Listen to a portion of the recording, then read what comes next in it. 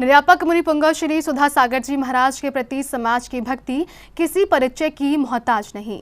इस भक्ति की ख्याति तब और अधिक बढ़ जाती है जब अजैन भी गुरु की प्रभावना से मुग्ध होकर विश्वविख्यात कार्यक्रम जिज्ञासा समाधान में सम्मिलित होने के लिए दूर दूर से आते हैं। कुछ यही नज़ारा बीते दिन अशोकनगर में मुनिवर के प्रवास स्थल पर देखने को मिला। 23 वर्षों से अध्यापन में कार्यरत श्रीमती गंगा रघुवंशी ने विख्यात कार्यक्रम जिज्ञासा समाधान कार्यक्रम में निर्यापक मुनिपुंगव श्री सुधा सागर जी महाराज से वर्तमान की शिक्षा प्रणाली बदलती स्थिति के संबंध में गुरुवर के समक्ष अपनी जिज्ञासा रखी कि विगत 23 वर्षों से मैं अध्यापन का कार्य कर रही हूँ, परंतु मैंने देखा है कि जो पहले छात्रों में अनुशासन था, शिक्षक के प्रति प्रेम था, वो धीरे धीरे कम होता जा रहा है। क्या इसके लिए शिक्षक जिम्मेदार है? क्या शासन की नीतियां जिम्मेदार हैं? क्या माता पिता जिम्मेदार हैं? या ये जो वातावरण है वो जिम्मेदार है? गुरुदेव, निर्यापक मुनिपुंगव श्री ने इस शिक्षा प्रणाली के लिए शिक्षकों को जिम्मेदार बताया और कहा कि बदलती शिक्षा प्रणाली के जिम्मेदार खुद शिक्षक हैं। कहीं ऐसा उल्टा तो नहीं हो रहा है कि विद्यार्थियों की अपेक्षा इसके लिए टीचर जिम्मेवार हो, क्योंकि गुरु के अनुसार शिष्य की परिणति होती। आज वही स्कूल में बहुत अच्छा टीचर और प्रिंसिपल हो तो उनके रिजल्ट क्यों अच्छे आते हैं और दूसरे स्कूल के रिजल्ट क्यों बिगड़ते हैं? विद्यार्थी दोनों में बराबर हैं, दोनों में एक सी योग्यता वाले हैं, फिर बच्चा तो मिट्टी के समान होता है। हम मिट्टी का दोष नहीं कह सकते हैं, मिट्टी तो सब एक समान होती हैं। कुमार की परिणति में अंतर आना चाहिए। यदि हम टीचिंग में गुरु का पद स्वीकार कर लें, मैं सदा कहता हूँ कि अंग्रेजों ने सबसे बड़ी दुर्नीति अपनाई कि हमारे गुरु पद को कर्मचारी में डाल दिया। आज टीचर किस में आते हैं? सरकार के उसमें कर्मचारी में। और कर्मचारी से पूछा गया कि भाई तुम मास्टरी क्यों करना चाहते हो? पढ़ाने के लिए? नहीं, आजीविका के लिए। पहले लोग मास्टर पढ़ाने के लिए मास्टर बनते थे, वशिष्ठ जैसे गुरु पढ़ाने के लिए, आजीविका के लिए नहीं। ज्ञान और औषधि ये दान की चीजें थी हमारे। पहले वैद्य आजीविका के लिए औषधि नहीं करता था, आजीविका के लिए वैद्य डिग्री नहीं करता था, संसार को निरोग बनाने के लिए वैद्य डिग्री करता था। मुनिवर ने विख्यात उदाहरण भी भक्तों के समक्ष प्रस्तुत किया और सभी को शिक्षा के मूल उद्देश्य से सभी को अवगत कराया। उसका उदाहरण है रामचंद्र जी के समय पर सुषेण वैद्य। सुषेण वैद्य ने जब लक्ष्मण के लिए संजीवनी बूटी बताई, उसने फीस क्या ली थी? चाहता तो अयोध्या का राज्य भी ले सकता था, कोई फीस नहीं ली उसने, कोई फीस का उल्लेख नहीं मिलता। इससे सिद्ध है कि पहले वैद्य जो हैं आजीविका के लिए औषधि नहीं कहते थे, मात्र निरोग कर सामने वाला मरीज निरोग होना चाहिए, ये था औषधि दान। इसी प्रकार पहले मराने वाले वशिष्ठ जी, द्रोणाचार्य आदि ये आजीविका के लिए नहीं पढ़ाते थे।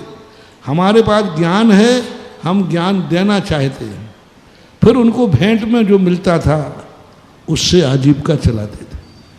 आज किसी से भी पूछना कि वो मास्टरी पढ़ाने जा रहा है, उसका मूल उद्देश्य आजीविका, पढ़ाने के लिए नहीं जाता। पढ़ाना तो एक है, आजीविका है।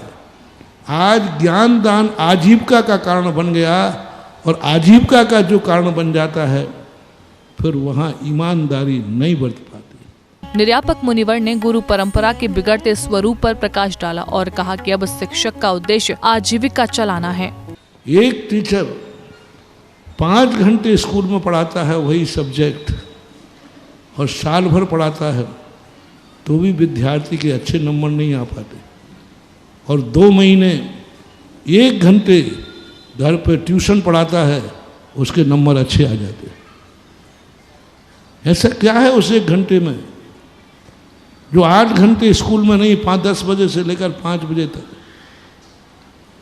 तो हमारे जो अंग्रेजों ने हमारी जो गुरु परंपरा थी, उस गुरु परंपरा को इतना अनुशासनहीन कर दिया कि आज मास्टर का लक्ष्य ही नहीं कि मैं विद्यार्थी को पढ़ाऊं, उसका लक्ष्य है कि मैं वेतन पाऊं, मैं आजीविका चलाऊं, मुझे अपने घर का परिवार का पालन करना है, हमें अपना परिवार चलाना है। और मेरा सिद्धांत है कि हर टीचर वशिष्ठ बन जाए और बच्चों को राम लक्ष्मण भरत शत्रुघ्न मान ले, तो आज भी हम राम पैदा कर सकते हैं। ये बच्चे राम के समान हैं, राम में और बच्चों में कोई अंतर नहीं। बचपन में कहते ना, बच्चा भगवान का रूप होता है। हम कैसा ढालना चाहें, हमें ढालना चाहिए। मुनिवर ने कुछ हद तक इस प्रणाली के लिए माता पिता को भी जिम्मेदार बताया। ये आजीविका के लिए नहीं पढ़ाते थे, हमारे पास ज्ञान है, हम ज्ञान देना चाहते हैं, फिर उनको भेंट में जो मिलता था उससे आजीविका चलाते थे। आज किसी से भी पूछना कि वो मास्टरी पढ़ाने जा रहा है, उसका मूल उद्देश्य आजीविका, पढ़ाने के लिए नहीं जाता। पढ़ाना तो एक है, आजीविका है। आज ज्ञान दान आजीविका का कारण बन गया, और आजीविका का जो कारण बन जाता है, फिर वहाँ ईमानदारी नहीं बरत पाती। आप लोगों से मैं शेयर करना चाहूँगा, आपके लिए नहीं, सारे जगत के लिए। एक टीचर 5 घंटे स्कूल में पढ़ाता है वही सब्जेक्ट, और साल भर पढ़ाता है, तो भी विद्यार्थी के अच्छे नंबर नहीं आ पाते। और 2 महीने 1 घंटे घर पे ट्यूशन पढ़ाता है, उसके नंबर अच्छे आ जाते। ऐसा क्या है उस 1 घंटे में, जो 8 घंटे स्कूल में नहीं, 5-10 बजे से लेकर 5 बजे तक। तो हमारे जो अंग्रेजों ने हमारी जो गुरु परंपरा थी, उस गुरु परंपरा को इतना अनुशासनहीन कर दिया कि आज मास्टर का लक्ष्य ही नहीं कि मैं विद्यार्थी को पढ़ाऊं, उसका लक्ष्य है कि मैं वेतन पाऊं, मैं आजीविका चलाऊं, मुझे अपने घर का परिवार का पालन करना है, हमें अपना परिवार चलाना है। और मेरा सिद्धांत है कि हर टीचर। वहां एक अजैन गुरु भक्त श्री दिनेश गुप्ता ने गुरुवर के प्रति अपनी श्रद्धा व्यक्त की और अपनी जिज्ञासा भी गुरुवर के सामने रखी। मैं धर्मपत्नी से कह रहा था कि ऐसा क्या मकड़ जाल में उलझे हैं कि गुरुदेव अशोकनगर में हो और हम दर्शन करने भी नहीं जा पा रहे। जैन नर्सिंग होम के सामने से आपका अकस्मात निकलना हुआ और 11 बजे का समय था, रविवार का दिन था, आपके दर्शन हुए। तो आप तो अंतर्यामी हैं, हम सभी के मन की बात को जानते हैं। गुरुवर, एक प्रश्न बार बार मन में उमड़ता है कि वर्तमान में धर्म मर्म से भी ज़्यादा महत्व धन को दिया जा रहा है, यह कहाँ तक उचित है? मेरी जिज्ञासा शांत करें। मुनिवर ने भी बड़ी सहजता से अजैन भक्त की जिज्ञासा का समाधान किया। धन को महत्व सदा से देते आए। धन के बिना न राज्य चल सकता है, न संसार चल सकता है। बस धन का कोई दोष नहीं है। धन यदि धर्म से जुड़ा रहेगा तो धन भली गंदा है, गंदगी से आता है। मैंने अभी एक दिन प्रवचन दिया था, धन दौलत ये सब मान लीजिए गंदे हैं, गंदगी से आते हैं, कोई घबराने की जरूरत नहीं। गंदा है, गंदगी से मत डरो, बस उस गंदगी को खाद बना दो और खेत तक पहुंचा दो, धर्म लहरा उठेगा।